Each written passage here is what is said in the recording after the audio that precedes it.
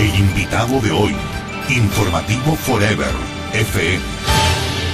Hoy día, lunes 14 de marzo del 2011, estamos ya dispuestos para conversar con el doctor Gerardo Modesto Apolo. Como siempre, le agradecemos las invitaciones para tratar estos grandes temas nacionales. Son las 8 de la mañana, 3 minutos.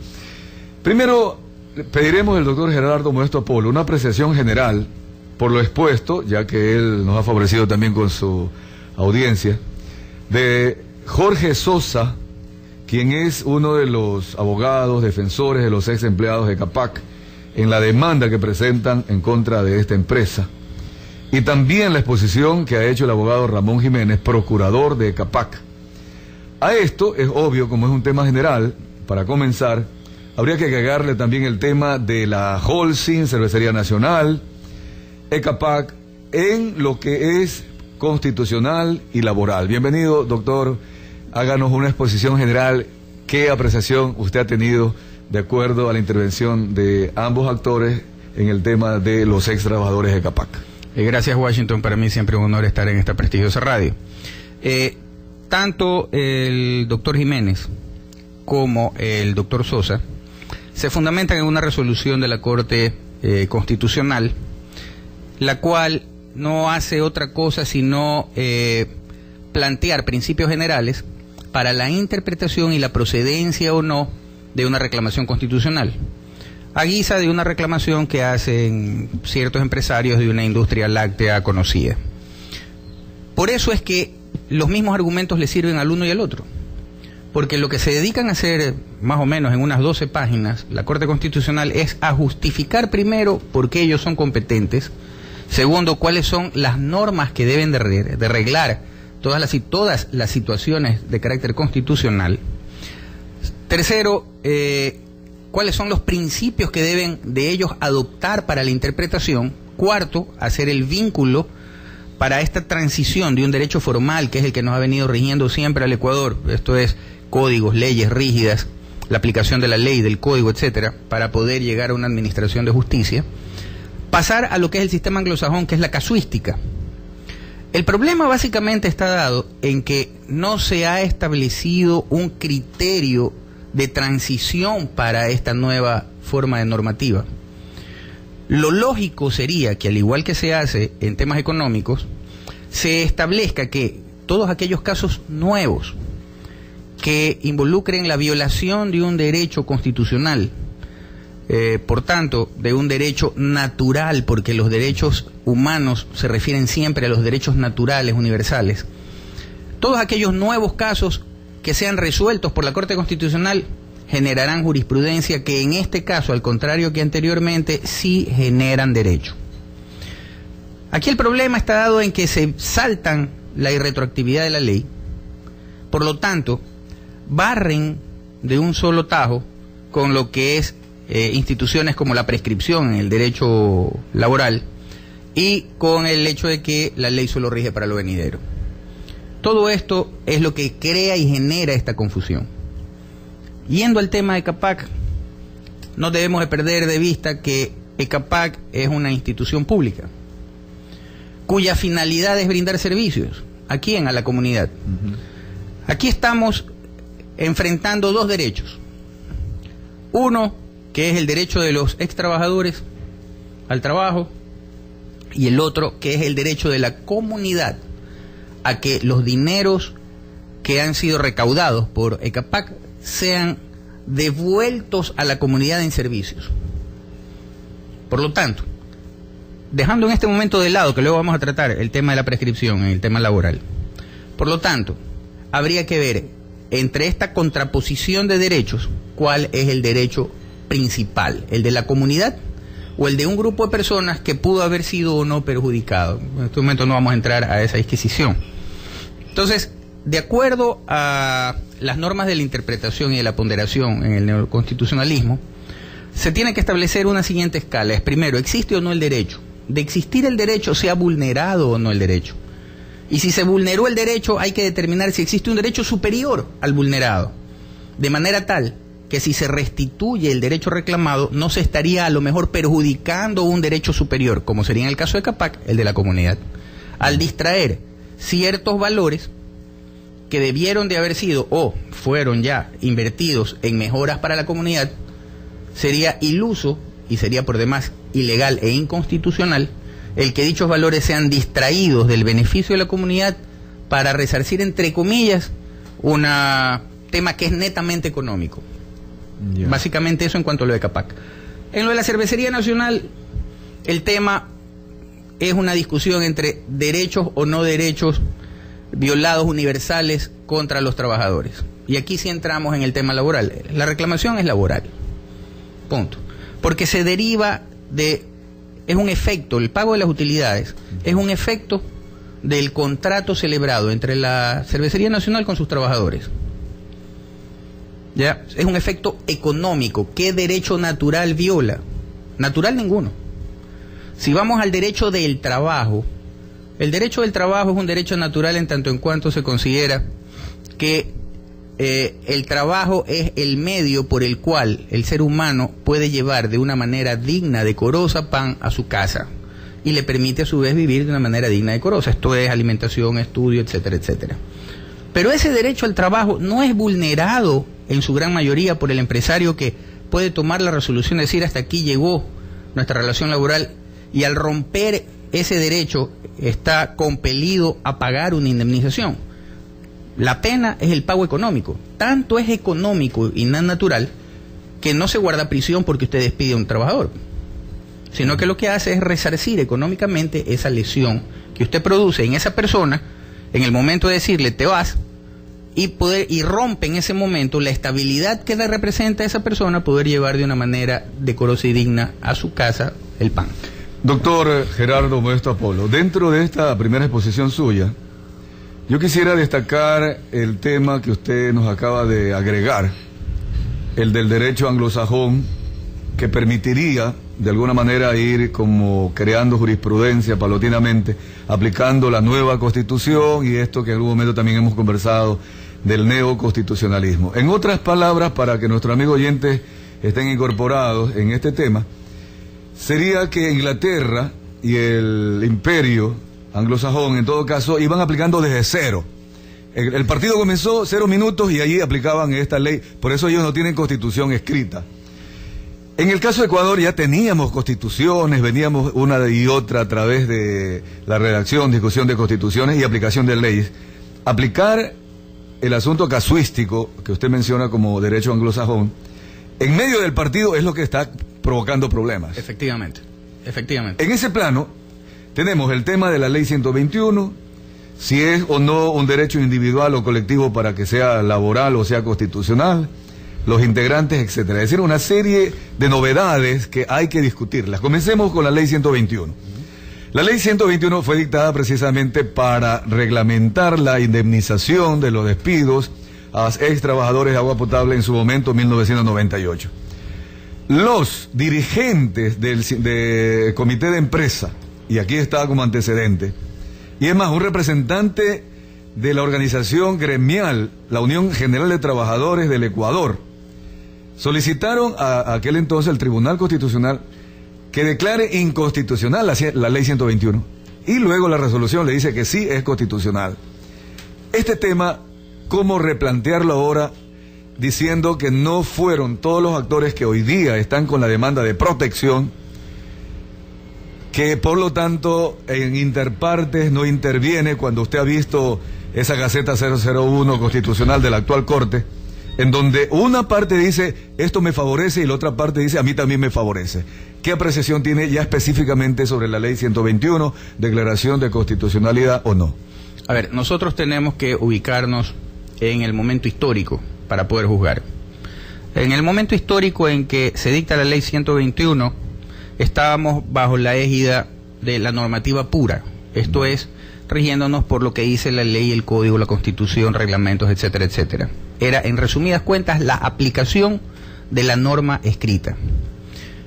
La ley 121 definitivamente fue hecha a dedo, sí, fue hecha como sastre, a medida, para poder hacer esta transición de la ECAPAC para lo que sería más adelante la concesión a Interagua.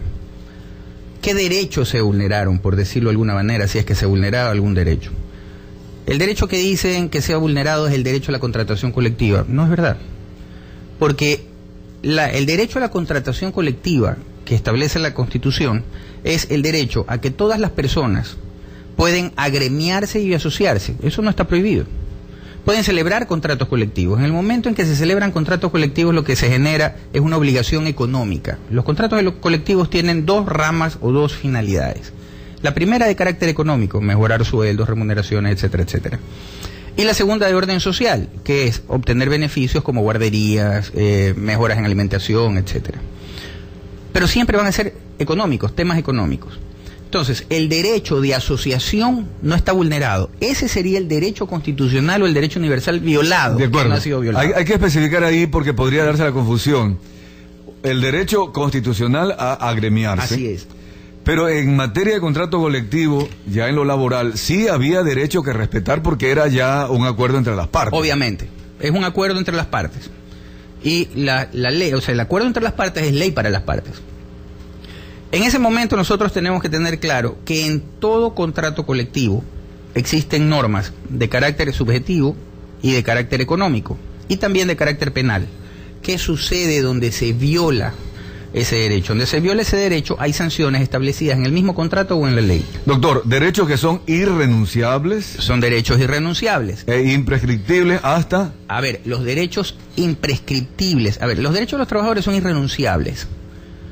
¿Ya? En principio. Son imprescriptibles aquellos derechos que van con la naturaleza del ser humano. Ejemplo, la jubilación. Yo no puedo renunciar a mi derecho a ser jubilado. Ya. Hay que diferenciar entonces. Efectivamente. Los tipos de derechos que sean. Si son económicos propiamente dichos, si son humanos propios, o sea, que se derivan de una ley natural propiamente dicha. Ya. Yo no puedo renunciar a mi descanso. ¿Por qué? Porque el descanso del sábado y el domingo se entiende que es un tiempo que necesito como ser humano para compartir y departir con mi familia. Y lo que estaría haciendo al renunciar a mi derecho a descanso sería renunciar a mi familia. ¿Me explico? Es mucho más profunda la interpretación que simple y llanamente verlo en lo superficial. Por eso es que se paga la semana integral. Trabajo de lunes a viernes, sin embargo me pagan como si trabajara hasta el día domingo. ¿Por qué? Porque yo esos 2 días de descanso que debo de entregarlos a mi familia y de partir con mi familia, debo de tener un recurso económico para poder hacerlo, de manera digna, una vez más. Y entonces, ese es mi derecho. Al yo renunciar, hipotéticamente, al derecho de gozar el sábado y el domingo, ya, yo estaría renunciando a mi derecho de disfrutar de mi familia. Por eso es que se recarga con el 100% a aquel trabajador que trabaja el sábado y el domingo. ¿Por qué? Porque hay una penalización. Mire qué tan económico es que existe una penalización. Es decir, ¿puede el trabajador renunciar a un derecho que vamos a ponerle ahora entre comillas, irrenunciable, así es, a cambio de una bonificación? Exactamente, que en este caso, por ejemplo, los días feriados, los sábados y los domingos, son con el recargo del 100%. Esa es la filosofía. Esa es la naturaleza mismo y el espíritu del tema laboral en cuanto a los derechos. Y sobre ese ejemplo que has puesto. Exactamente. Entonces, ¿qué pasa? Existen derechos netamente económicos, claro, pero no pueden prolongarse indefinidamente en el tiempo, porque de lo contrario también se estaría perjudicando en un momento determinado el desarrollo o el desenvolvimiento de una empresa, de una institución, lo que sea. Una empresa que tiene 100 años no puede guardar las utilidades del año 2 hasta el año 98, porque sería un fondo que estaría ahí vago, que estaría generando intereses y que podría ser cobrado a lo mejor por los bisnietos. No es así. Existen prescripciones para los temas que son de carácter netamente económicos.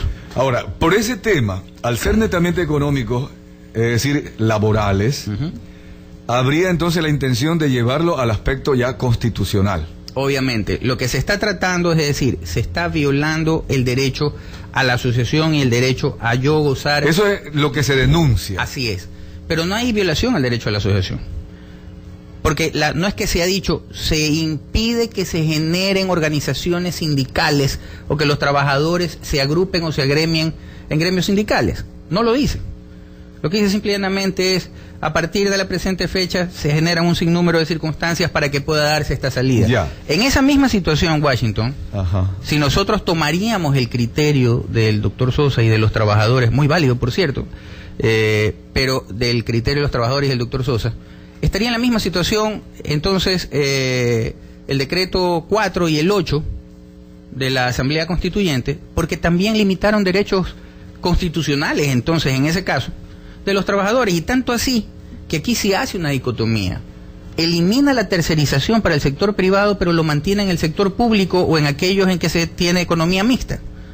Entonces, ahí sí habría... Ahí se atenta contra otro derecho a la igualdad constitucional. Exactamente. Entonces, esto daría paulo a que el día de mañana existan sendo número de demandas en el Tribunal Constitucional por el tema de la violación de la ley de tercerización. La discriminación que se habría aplicado. Exactamente. Ahora, yo creo que quedó claro entonces con esa exposición la ley 121 respecto a los 6 empleados de ECAPAC. Vámonos al tema de Cervecería Nacional.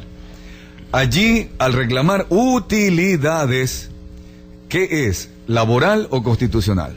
A ver, las utilidades se desprenden de un contrato.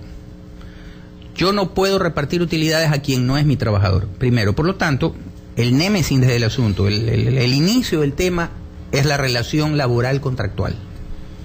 Si yo trabajo, tanto es así, que si yo trabajo el año corrido, tengo derecho a las utilidades completas. Si yo trabajo medio año, tengo derecho a la parte proporcional, esto es a la mitad de las utilidades que se generarían de acuerdo a mi trabajo. Esto nos pone a nosotros en dos campos. Primero, ¿tengo derecho a utilidades? Sí. ¿En qué se fundamenta o cuándo nace mi derecho a las utilidades? En el momento que yo celebre un contrato con la empresa. Primero. Segundo, ¿qué carácter tienen esas utilidades? ¿Carácter de derecho fundamental, humano, natural? No. Nacen justamente de un contrato privado. ¿Cuánto debe de permanecer o durar o guardarse en una urna el derecho que genera el pago de las utilidades? La ley lo dice claramente, 3 años, porque es un derecho económico. Y de una manera especial, 5 años.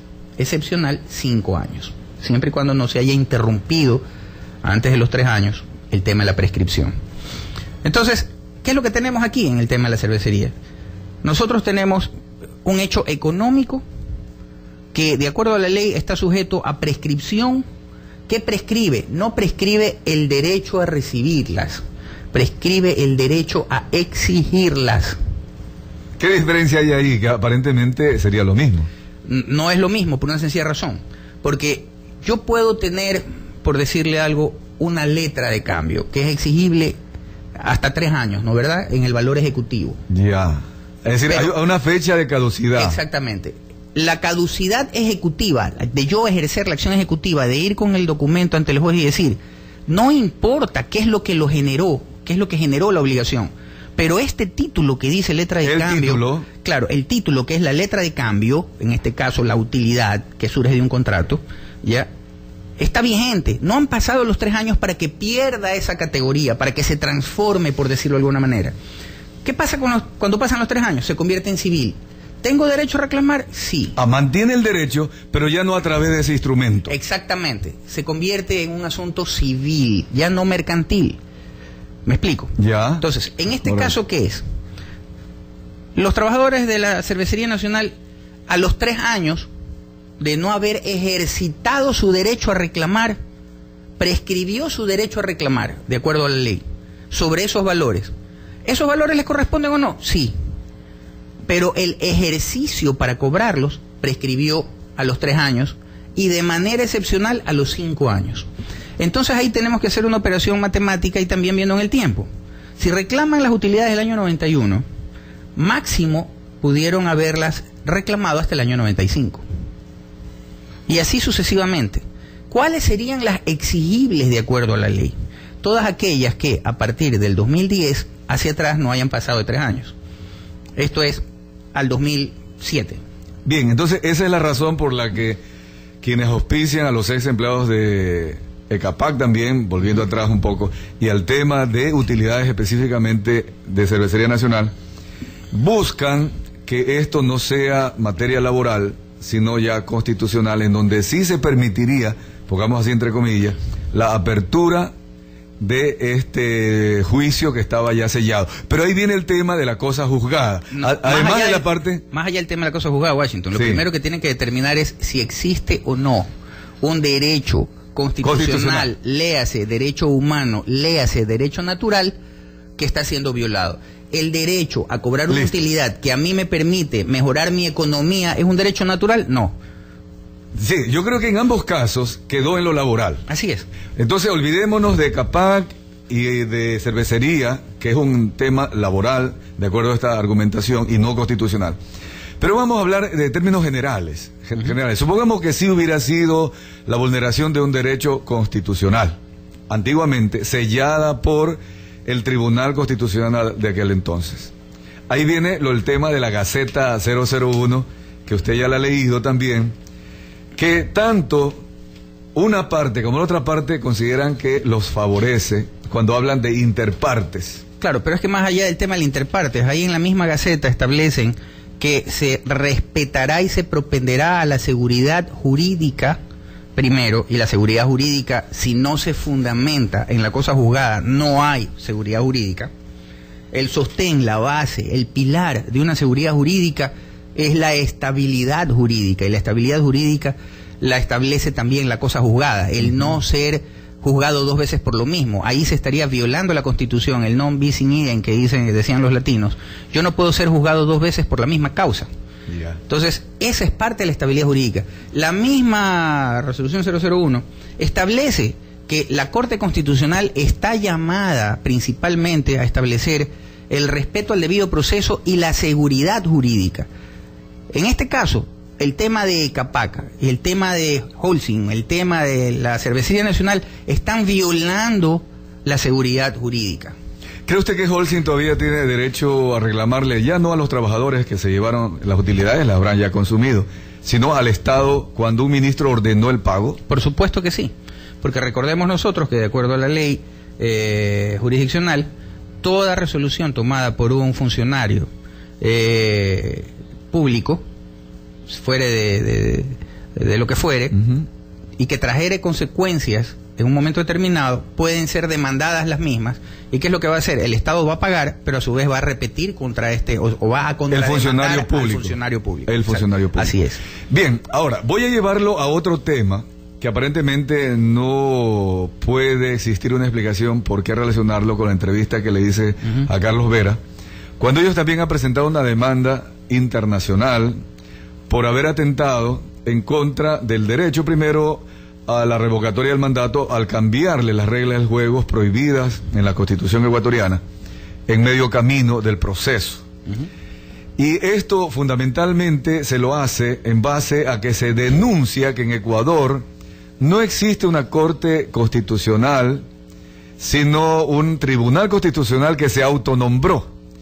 Y al no existir la Corte Constitucional en Ecuador, no es, digamos así, obligatorio haber agotado la instancia nacional para que un ciudadano pueda optar por una demanda internacional. Queda claro, ¿verdad? Así Porque es. solo el Estado puede optar por la demanda internacional, pero en este caso el ciudadano dice, como no existe Corte Constitucional en el Ecuador, vamos a lo internacional. Y la noticia de la semana anterior es que la Comisión Interamericana de Derechos Humanos aceptó la demanda. Cuando se habla de Capac y se habla de cervecería, podría decirse, y lo dijo el doctor Ramón Jiménez acá, defensor o procurador de Capac, que el plan A siempre fue plantear esto a nivel internacional por parte de los ex empleados de Capac. ¿Por qué? Porque quisieron agotar nomás el tema de la constitucionalidad, aparentemente como plan A. En todo caso, si Carlos Vera tiene razón porque le cambiaron las reglas de juego en medio camino y dice que no hay Corte Constitucional, los ex trabajadores de Capac podrían acogerse también a esa aceptación de la Comisión Interamericana de Derechos Humanos sin haber pasado por la Corte Constitucional. Por supuesto. Aquí partimos de un hecho, y en este momento me voy a despojar un poco de mis afectos, porque yo soy vocero del movimiento de Carlos Vera, a mucha honra. Y voy a tratar de despojarme un poco de los afectos y tratar de ser lo más objetivo posible. Esto parte del hecho de la legitimidad, y voy a poner históricamente un paralelismo. Recordemos cuando fue defenestrado el tristemente célebre presidente Bucarán y subió al poder de una manera muy sui generis el presidente Alarcón. ¿Qué pasaba? ¿Teníamos un presidente, sí o no? Sí, de hecho, porque se había violentado de alguna manera las reglas constitucionales. Teníamos a alguien que estaba ejerciendo la función de presidente, pero la legitimidad estaba en entredicho. Sí. ¿A qué se acudió? A una consulta popular. Para decir, ¿tú estás de acuerdo o no? Preguntarle al pueblo. ¿Estás de acuerdo o no que lo que se hizo para defenestrar al presidente Bucaram fue necesario? Y aunque de alguna manera se vulneraron las normas constitucionales, el pueblo ratifica ese hecho y quiere, se expresa que quiere o reconoce en esa nueva persona, ya, que sea su mandatario, el que cumpla su voluntad. Y en las urnas el pueblo dijo sí. En ese momento se legitimó la presidencia de Alarcón. Dejó ya de ser inconstitucional el haber separado. Y de hecho, tenemos una corte de facto, teníamos en ese momento un presidente de facto. Esa era la realidad. Yeah. ¿Qué permitió esta transición del facto a la juridicidad o a la legitimidad? Fue la urna. El voto, la expresión popular, de decir, yo reconozco en Alarcón a quien yo le deposito mi confianza para que lleve adelante al país. En ese momento la presidencia de Alarcón adquirió legitimidad. En este momento la Corte Constitucional carece de legitimidad. ¿Por qué? Porque primero fue el Tribunal Constitucional, per se y ante sí, se autodeclararon en Corte Constitucional. No ha habido nada que los ratifique, ni siquiera el mismo proceso establecido en la Constitución de Montecristi.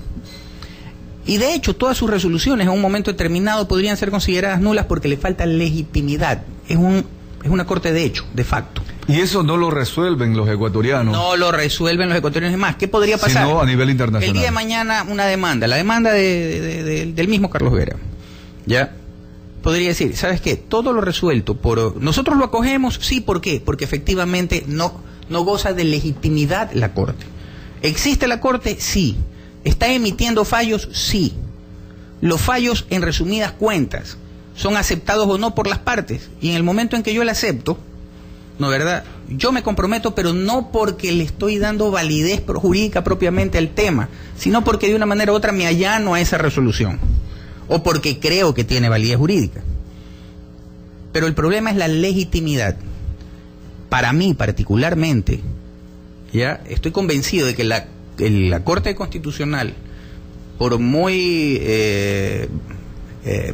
porque sus miembros puedan tener mucho valor, mucho prestigio, etcétera, etcétera, sin embargo carecen de legitimidad, porque no han sido creados, formados de acuerdo a lo que dice la ley. Y debido a esto precisamente es que la consulta popular también estaría sujeta a una decisión internacional de declararla inconstitucional. Obviamente. Además, yo creo que una de las preguntas que debió haber contenido la consulta popular fue justamente eso: reconocer o no, al igual que se hizo con el caso de Alarcón, la legitimidad o no de la Corte Constitucional para un proceso de transición posterior. Interesante. Para concluir, doctor Gerardo Modesto Apolo, y como siempre la intención es sacar provecho de toda esta experiencia y su conocimiento como experto laboral y también enterado del tema constitucional. Vamos al asunto internacional. Lo que usted acaba de mencionar, cuando sucedió con Abdalá Bucaram, se buscó la legitimidad a través de las urnas y el pueblo dijo sí, estoy de acuerdo con que se haya defenestrado a Abdalá Bucaram y que se haya nombrado a Fabián Alarcón. Eso fue en la práctica, al decir sí, lo que se respondió. El día de hoy estamos viviendo un tema allá en Libia, el mundo entero, cuando Gaddafi manda a disparar contra el pueblo. Algunos voceros de la Unión Europea dicen, en ese instante ya dejó de ser el presidente, el vocero de Libia, porque atenta contra la vida de su pueblo. Pero yo le pregunto, para complicar un poco el tema y con eso tratar de concluir, ¿y ese pueblo armado tiene derecho también a disparar contra los soldados para defender su libertad? Qué complicado se le hace a la Unión Europea declarar en este momento a Gaddafi como un dictador, porque los civiles también están disparando, doctor. A ver, el problema ahí es un poco más profundo. Si nosotros consideramos primero que Gaddafi es un guía, no es un presidente en los términos establecidos por nosotros. De acuerdo, es también un guía, es cierto. ¿Ya? Si nosotros consideramos que es un guía, resulta que el pueblo ya lo desconoció como guía. Porque hay presidente y había asamblea, es cierto. Exactamente. Él nomás estaba como un sponsor ahí, un asesor. Exactamente. Entonces, desconoció su capacidad de guiar. Eso lo convierte a él en un dictador.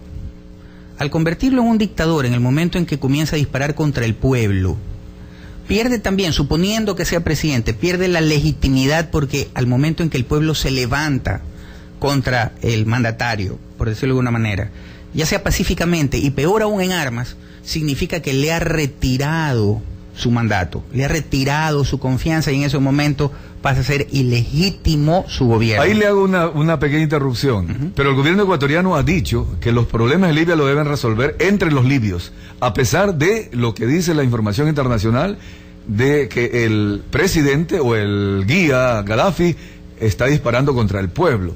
¿Cómo congeniar ambas posiciones? Existen dos situaciones ahí. La primera, la política, que es interna. ¿Ya? El problema político debe ser resuelto por los libios. Pero viene el problema humano. Derechos humanos también, a la vida. Por supuesto, se está atentando contra la vida. Ahí sí interviene la Unión Europea. Entonces ahí debería de intervenir la ONU, porque si en un conflicto entre estados, en que lo que se mueven son intereses económicos y políticos muchas veces, en el siglo XIX y a principios, la primera mitad del siglo XX, se movían por apetitos de territorio, expansión de territorio. Actualmente se mueven por intereses económicos, básicamente. Las guerras se pelean por plata, en resumidas cuentas. ¿Ya? En ese momento, si para evitar la conflagración, la muerte de seres humanos, ante temas netamente económicos, intervienen los cascos azules, para evitar la matanza. La matanza. ¿Ya? Peor aún, dentro de un país cuando lo que se vive realmente es una guerra civil. Están en un estado de guerra civil. ¿Cuál sería entonces la diferenciación? Y uno más débil y otro más fuerte. Por supuesto, porque el otro tiene todo el poder económico y además todo el poder bélico. De hecho, han habido noticias en los últimos días en que establece que la fortuna que tiene la familia o el clan Gaddafi es tal que le permite pagar mercenarios, comprar armamento, etcétera, etcétera. Ajá. Entonces, la desigualdad que se genera ante el poder económico de este ser, que ha perdido la legitimidad tanto espiritual como política, frente al ataque y a la carnicería que está haciendo con un pueblo que no tiene los recursos económicos ni tiene los recursos bélicos para poder defenderse, aceptar esa situación sería estar aceptando una vez más la implantación de la esclavitud. Doctor, tomando este tema de Libia y llevándolo un poco a otras democracias, y no incluir, para hablar solo de Ecuador, yo creo que puede incluirse ahí otras democracias latinoamericanas que estamos aprendiendo, por decir así, a vivir en democracia. El pueblo elige. Así es. El pueblo tiene formas democráticas para revocar el mandato, revocatoria, o ser consultado inclusive a través de la consulta popular. Pero cuando hay un instante o un nivel que sobrepasa esto, aún y respetando la norma, la ley, la constitución, el pueblo dice no, se va y sale a las calles. Así es. El presidente o el mandatario en ese instante asesina al pueblo, ¿ya dejó de ser presidente? A ver, políticamente, en estricto derecho, no deja de ser presidente. ¿En derecho? En derecho. Legítimamente. Pero legítimamente dejó de ser presidente por una sencilla razón. Recordemos que el presidente no es más que un mandatario. En estricto derecho, el mandatario es aquel que recibe del mandante, en este caso el pueblo. Yeah. El pueblo le da al presidente mandatario una orden, que es: yo te permito a ti y te ordeno a ti que defiendas mis derechos, manejes el país y trabajes para mí, para mi beneficio, de manera tal que nosotros podamos lograr metas que tenemos planteadas a 5 años, 10 años, 20 años, principio democrático. Así es. En el momento en que este mandado, por así decirlo, aunque jurídicamente no está bien el término, pero para que la gente entienda. Pero se dice mandatario y ahí hay confusión. Se cree que él es el que manda. No, este mandado ya viola el encargo que le hace el pueblo. En ese momento pierde legitimidad. Cuando viola. Cuando viola. Vamos a ponerlo en el tema laboral. El pueblo es el empleador, el presidente es el trabajador. El empleador le da una orden al presidente. Supongamos que ejerza la función de administrador de la empresa. Entonces le dice: yo quiero que administres la empresa para que en este quinquenio avance del 5% al 10%. Y resulta que este trabajador hace todo lo contrario, se rifa la plata de la empresa, endeuda a la empresa, se pasa por encima a los accionistas y a los dueños de la empresa. ¿Qué hacen los dueños de la empresa? Dicen: a ver, tú primero no has cumplido con tu trabajo, por lo tanto, hasta aquí llegaron las relaciones. Esa sería la revocatoria del mandato. Entonces, la legitimidad, pierde la legitimidad. ¿Por qué? Inclusive dentro del derecho laboral existe una institución que se llama la del visto bueno, dentro de las cuales en el artículo 172 establece uno de los numerales, la incapacidad manifiesta para desarrollar el trabajo comprometido. En este caso, la pregunta que usted me hace, si el mandatario o presidente de la República viola el pacto que celebró con el pueblo para llevar adelante ese programa que el pueblo le ha planteado, podría ser, en términos laborales, retirado con visto bueno porque ha violado y ha demostrado su incapacidad manifiesta para el cargo que se comprometió a desarrollar. De acuerdo. Ahora, ahí falta un eslabón. Si la herramienta constitucional, democrática de la revocatoria es de alguna forma anulada por un cambio de reglas del juego, se presenta la demanda internacional y se permite en el futuro la revocatoria o la consulta de revocatoria. Así es.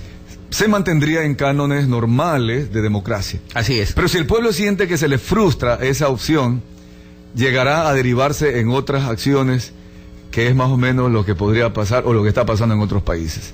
La idea es que el pueblo nunca debe renunciar a su poder, nomás lo encarga. Así es. El poder yace en el pueblo y lo que hace en las urnas es encargarlo, dar una orden y un parámetro. En el momento en que esa orden no es aplicada, tiene todo el derecho a revocar ese mandato. Bien, hay un amigo oyente que dice que el 30S, el presidente perdió la legitimidad por atacar un hospital sin motivo real. Bueno, son asuntos muy puntuales y específicos. Doctor, le agradezco haber estado con nosotros. Usted ha hecho un balance entre lo opinado por el doctor Jorge Sosa de CAPAC y el abogado Ramón Jiménez, también de CAPAC. Bueno, perdón, el tema del doctor Jorge Sosa es el auspiciador, el abogado de los ex empleados de CAPAC, y el abogado Ramiro Jiménez es el procurador de CAPAC. Y de allí derivamos al tema de cervecería, Holcim, asuntos laborales, constitucionales, ley 121, y nos fuimos al asunto constitucional y ya de la legitimidad de mandatos, asunto de Libia, etcétera. Porque todo esto tiene profundidad. Estos temas de CAPAC, cervecería y Holcim, cuando hablamos de constitucionalidades y legalidades, tienen un fundamento. Y es hacia allá donde deberíamos siempre proyectar los análisis. Así es, Washington. Muchas gracias. Vamos al corte comercial.